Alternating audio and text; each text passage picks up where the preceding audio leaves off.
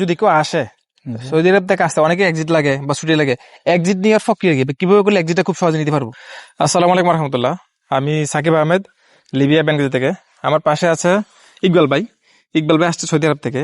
ইকবাল ভাই সৌদি আরব থেকে লিবিয়া আসতে কি কি ডকুমেন্ট লাগছে, কিভাবে আসছে, ওনার কতদিন সময় লাগছে, আমরা ওনার কাছে শুনবো। আর সৌদি আরব থেকে অবশ্যই বৈধভাবে আসে মানুষ লিবিয়াতে, অবৈধভাবে কোনো কাজ হয় না। যারা আসে সবাই লিগেল ভাবে আসে, বৈধভাবে আসে, এখানে অবৈধ কোনো কাজ নেই। ইকবাল ভাই, আপনার সৌদি আরব থেকে লিবিয়া আসতে কি কি ডকুমেন্ট লাগছে? পাসপোর্ট লাগছে আর এক্সিট পেপার লাগছে। এক্সিট পেপার লাগছে। আচ্ছা, আপনার সৌদি আরব থেকে লিবিয়া আসতে আমাকে কি কি ডকুমেন্ট পাঠাইছেন আপনি? আপনাকে পাসপোর্ট পাঠিয়েছে অনলাইনের মাধ্যমে। আচ্ছা, আর কি লাগছে আপনার? আর এক্সিট পেপার লাগছে। এক্সিট পেপার লাগছে। আচ্ছা, জি। এছাড়া কিছু লাগছে কিনা? না, এছাড়া আর কিছু লাগে না। আচ্ছা, সৌদি আরব থেকে আপনার লিবিয়া আসতে কতদিন সময় লাগছে আপনার? দিন সময় লাগছে? 9 তারিখ 7:30 ফ্লাইট হয়েছে, আর এখানে সকাল 8টায় নামছি। আচ্ছা, এখন আমি বুঝেই বলি, সৌদি আরব থেকে যারা আসে সত্যি এক্সিট পেপার লাগে অথবা ছুটি পেপার লাগে, এছাড়া আর কিছু লাগে না। আর পাসপোর্ট লাগে অবশ্যই। অবশ্যই বৈধভাবে মানুষ আসবেন, আপনারা আসবেন, বিমান আসবেন সৌদি আরব থেকে। ওনার সৌদি আরব থেকে সৌদি জেদ্দা থেকে তুর্কি ইস্তাম্বুল থেকে বেনগাজি। এই যে সৌদি আরব থেকে আসতে বুঝে কোনো ঝামেলা হয়েছে কিনা? না, কোনো ঝামেলা হয় নাই। ঝামেলা হয় না। এই যে ধরেন অনেকেই তো ধরেন মানে পাসপোর্ট জমা দেওয়ার পরে কি কনফিউজ থাকে, কিভাবে যাবো বা কিভাবে হইবে এটা, মানে এটা কিভাবে, মানে সে একটু চিন্তা মুক্ত থাকবো। আপনি যে আসছেন কিভাবে সে প্রথম আমিও একটু টেনশন ছিলাম, চিন্তা ছিলাম। পরে যে আলহামদুলিল্লাহ কোনো সমস্যা হয় নাই। আপনি আমার এই টিকিট দিচ্ছেন, টিকিট দেওয়ার পর আমি জেদ্দা আসছি, জেদ্দা থেকে তুর্কি থেকে বেনগাজি, পরে বেনগাজি এয়ারপোর্ট থেকে আপনি আমাকে রিসিভ করছেন। এয়ারপোর্ট থেকে আমি রিসিভ করে নিয়েছি, আমার এয়ারপোর্ট পাইছেন? জি জি। আচ্ছা, এখন যারা যদি কেউ আসে সৌদি আরব থেকে আসতে অনেকে এক্সিট লাগে বা ছুটি লাগে, এক্সিট নেওয়ার প্রক্রিয়া কি, কিভাবে করলে এক্সিটটা খুব সহজে নিতে পারবো? এক্সিট এটা কফিলের কাজ, যদি কফিলে বলে কফিলে দিয়ে লাগাই দিতে পারবো, আর যদি কফিল না দেয় তাহলে ওই আকামাটা এক্সপায়ার হইলে একটা মুক্তবে যাইতে হইব, অথবা ওই বাংলাদেশ দূতাবাসে যাই করতে হবে আর কি। আচ্ছা, একটু বলেন দর্শক, অনেকে যে আপনি বোঝে না যে কিভাবে এক্সিট নেয়, অনেকে হতাশ হয়ে যায়। আপনি বলেন, আপনি যে আমার একটু বলছেন যে কেরা জানি আপনি একটা পরামর্শ দিয়েছি এক্সিট কিভাবে নিতে হবে, একটু বলেন যারা সৌদি আরবে আছে এক্সিট নিতে চাচ্ছে। যদি আকামা থাকে তাহলে ছুটির পেপার নিতে হবে, ছুটি। আর যদি আকামা না থাকে, এক্সপায়ার থাকে, তাহলে এক্সিট পেপার নিজে নেওয়া যায়। নিজে আপনি একটা মুক্তবে যাবেন, এজেন্সিতে যাবেন, এজেন্সিতে যাইয়ে ওদেরকে বললে একটু টাকা বেশি নেয়, এই 15-20 দিনের ভিতরে হয়ে যাবে। আর যদি না আমি নিজে করবো তাহলে বেশি খরচ হবে না। জেদ্দা অথবা ইয়াতে দূতাবাস আছে, বাংলা দূতাবাস, ওখানে যাই অ্যাপ্লাই করলে একটু নিজের দৌড়াদৌড়ি করতে হবে আর কি, টাকা কম লাগবে। আচ্ছা, তাহলে হয়ে যাবে। কি মানে সে কিভাবে অ্যাপ্লাই করবে, তার কতদিন সময় লাগতে পারে? আপনি বলছিলেন আমাকে, এটা একটু বলেন। এটা বাইকের উপরে, কার্গো 1 মাস লাগে, কার্গো 1.5 মাস লাগে, আবার কার্গো 20 দিনে হয়ে যায়। আচ্ছা, আপনি ফার্স্টে যেতে হবে বাংলাদেশ দূতাবাসে, জেদ্দা অথবা রিয়াদ। হ্যাঁ। এটা মানে আপনার কিছুদিন পর চেঞ্জ হয়। এখন শুনতেছি যে অনলাইনে বেলে আপনার অ্যাপ্লাই করা যায়, আর দূতাবাসে যাওয়া লাগে না। আচ্ছা আচ্ছা আচ্ছা।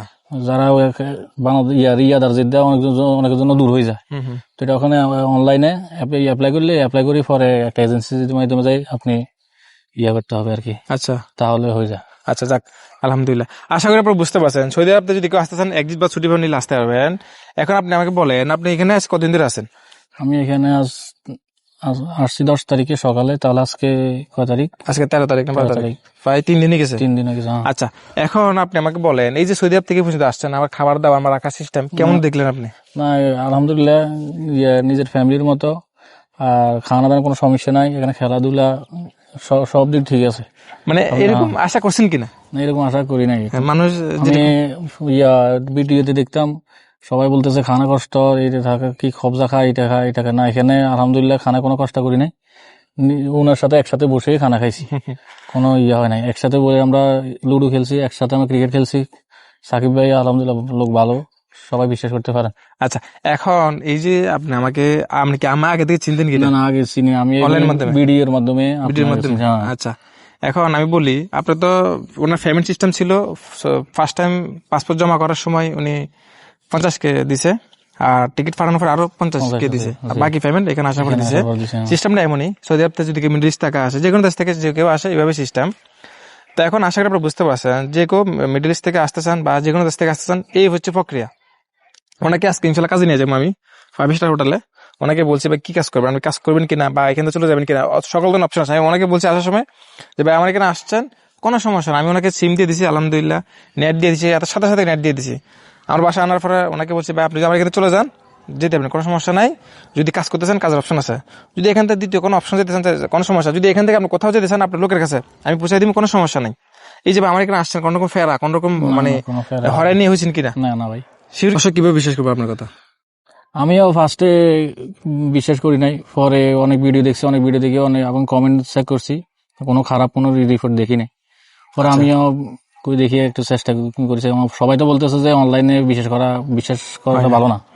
পরে আমি কই না একটু ইয়ে করে দেখি। পরে আলহামদুলিল্লাহ যেটা ভাবছি ওইটাই হয়েছে। সাকিব ভাই লোক ভালো আছে। তা এখন আচ্ছা, এই যে তার মানে যে কেউ চাইলে বিশ্বাস করতে পারবো? জি জি। আপনি কি আমি জোর করে নিয়ে আসছেন, আপনি নিজে দেখতে আসছেন? না, আমি নিজের ইচ্ছে আছি, এখানে জোর করে গিয়ে আচ্ছা, কথা কাজে মিল পাইছেন কিনা? যে অবশ্যই আমি কথা মিল পাইছি। না আমার কাছে কোনো দাবি আছে? না না, কোনো দাবি নাই। কথা কাজে মিল পাইছেন? জি জি দেখালাম দিয়ে শুধু কাজে লাগা দিলে তো আমার দায়িত্বের মধ্যে শেষ হবো জি জি। ইনশাআল্লাহ। 5 স্টার হোটেলে কাজে লাগাই দেবো ইনশাআল্লাহ, কাজে ভিডিও পাইবেন আপনারা। তো উনি সৌদি আরব থেকে আসছে, আসার পর আমার বাসা ছিল কয়েকদিন, এখন সিম টিম দিয়ে দিচ্ছে, আমি একটু পর অনেক কাজে নিয়ে যাবো। তো আশা করি আপনারা বুঝতে পারছেন, যারা ভিডিওটি লাস্ট পর্যন্ত দেখছেন সবাইকে অসংখ্য ধন্যবাদ। ইনশাআল্লাহ আবার দেখা হবে নেক্সট ভিডিও নিয়ে। এই পর্যন্ত সবাই সুস্থ থাকুন, ভালো থাকুন, আল্লাহ হাফেজ।